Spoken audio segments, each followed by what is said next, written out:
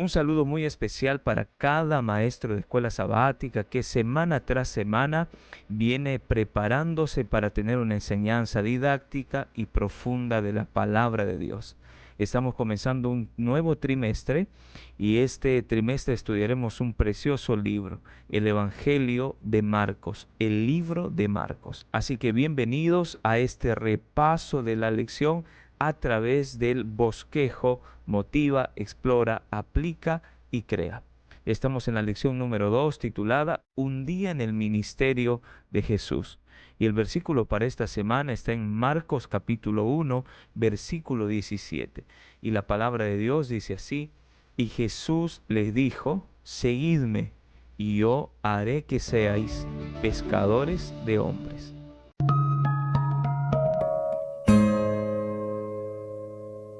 Vamos al primer paso de este bosquejo, que es el motiva. Cada evangelio presenta el comienzo del ministerio de Jesús de una manera diferente. Por ejemplo, en el evangelio de Mateo, Jesús llama a sus discípulos y luego predica el sermón del monte. En el evangelio de Lucas, narra la historia del sermón inaugural de Jesús en la sinagoga de Nazaret. Por otro lado, en el evangelio de Juan, cuenta el llamado de los primeros discípulos y luego el milagro en las bodas de Caná.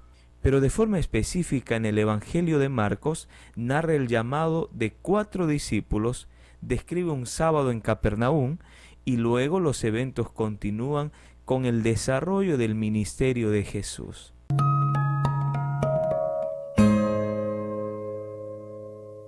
Vamos ahora al segundo paso, el explora. Como primer tema vamos a repasar un ministerio de discipulado. Marcos capítulo 1 versículo 17 menciona 2 pescadores, Simón, Pedro y su hermano Andrés. Ellos están arrojando una red al mar mientras Jesús se acerca para ellos. No se hace mención de otro accesorio de pesca, probablemente porque estos hermanos eran de una clase social y económica baja. Por otro lado, en Marcos capítulo 1, versículos 19 y 20, Santiago y Juan están en un bote con su padre y los sirvientes de su padre. Esto muestra de alguna manera que Juan y su hermano Santiago eran de una condición económica mucho mejor que la de Pedro y Andrés.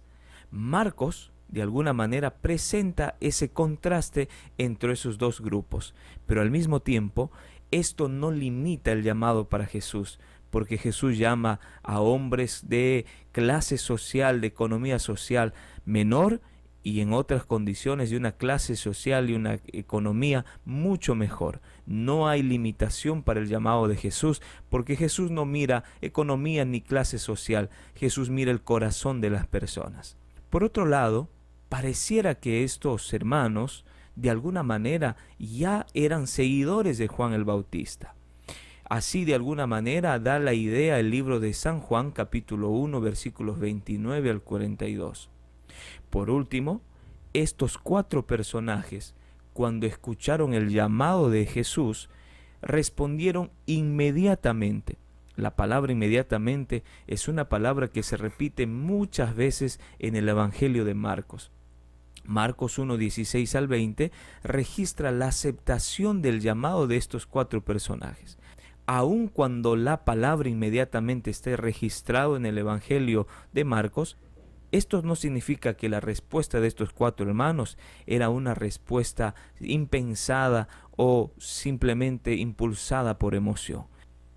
Esta era una respuesta que se había considerado y pensado de forma detenida. El segundo tema del Explora es un ministerio de milagros. Marcos capítulo 1, 22 registra el momento que Jesús se encuentra con un endemoniado. Este endemoniado estaba mencionando, reconociendo que Jesús era el Santo de Dios. La conclusión de este milagro es que la persona que tenía el demonio es libertado por el poder de Dios. En otra situación, Marcos 1, 29 al 34, registra ahora el milagro de la sanación de la suegra de Pedro. Ella estaba enferma y afiebrada. Jesús toma a la suegra de Pedro de la mano y la pone en pie.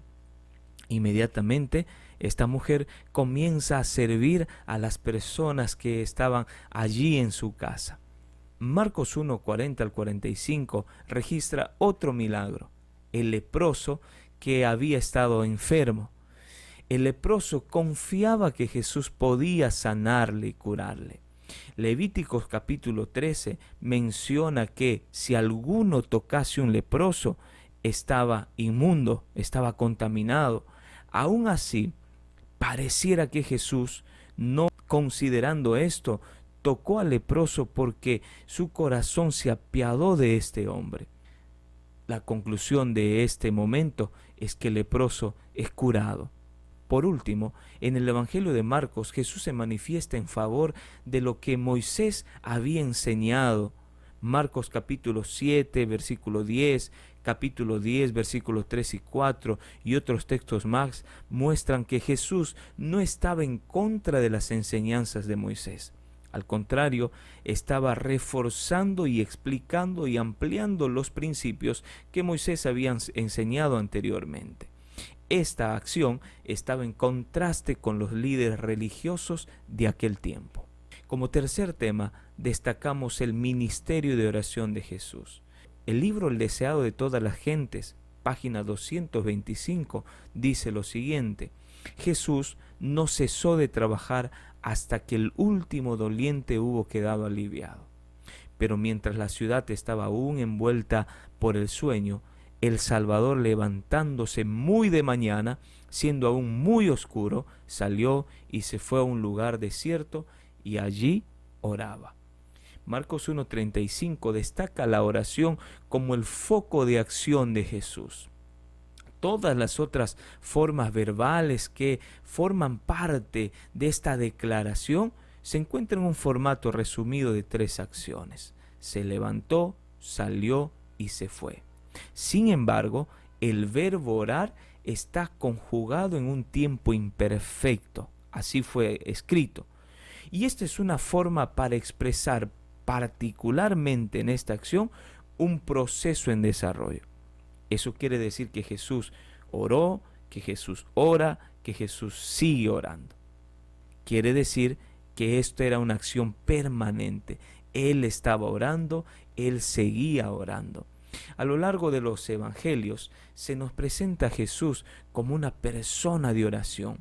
Así también lo muestra Mateo capítulo 14, versículo 23, Juan capítulo 17. Este parece ser uno de los secretos del poder del ministerio que Jesús tuvo en esta tierra.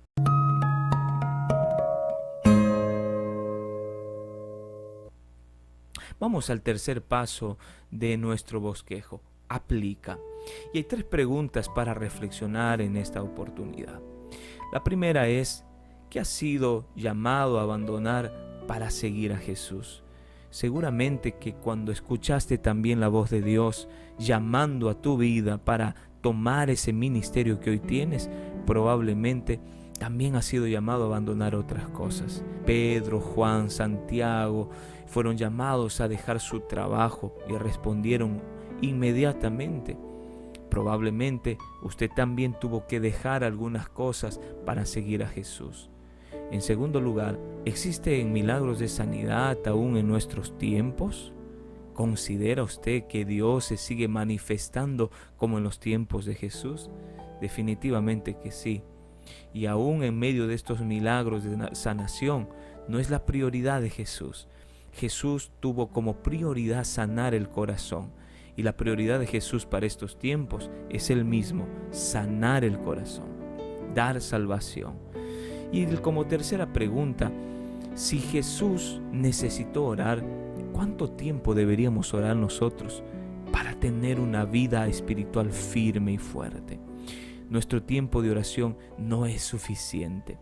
Definitivamente no lo es. Necesitamos aprender a orar más y a orar tal vez en el tiempo que Jesús oró, cuando la ciudad aún dormía. Nosotros los cristianos deberíamos doblar las rodillas para comunicarnos con nuestro Padre.